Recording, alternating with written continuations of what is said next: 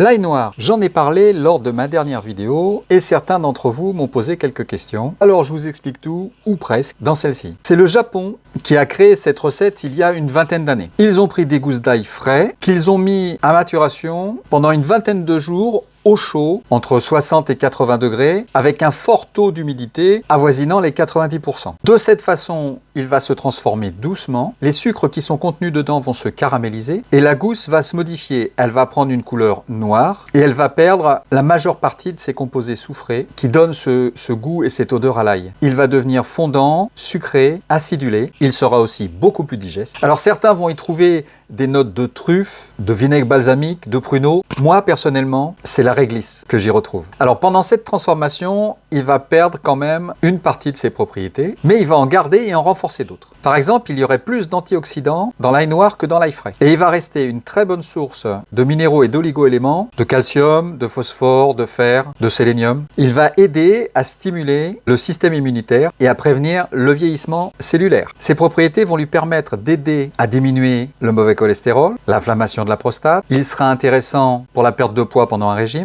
Au niveau digestif, il va aider à protéger le foie lors de la prise dentalgique. Il va aider à améliorer la circulation sanguine et réduire la tension artérielle chez les hypertendus. Il aurait aussi des effets neurotropiques et la capacité à améliorer la libération de sérotonine, ce qui lui donne quelques vertus antidépressives et anti-vieillissement cérébral. Alors, où peut-on trouver ce fameux ail noir? Eh bien, dans certaines épiceries asiatiques, dans les épiceries fines, dans des magasins bio, parfois dans la grande distribution. Bon, il est plus cher que l'ail frais et vous pourrez le trouver aussi en complément alimentaire en pharmacie. Moi, personnellement, je le prends pas comme ça, je le prends que en tête d'ail entière. Je le mange tel quel, mais vous pouvez l'utiliser dans la cuisine. Par exemple, en le mélangeant avec une sauce au beurre pour aller avec les poissons, avec de la vinaigrette ou en condiment. Alors, si vous en avez déjà mangé, dites-moi quel goût vous lui avez trouvé, comment vous le mangez et où vous l'avez trouvé. À bientôt!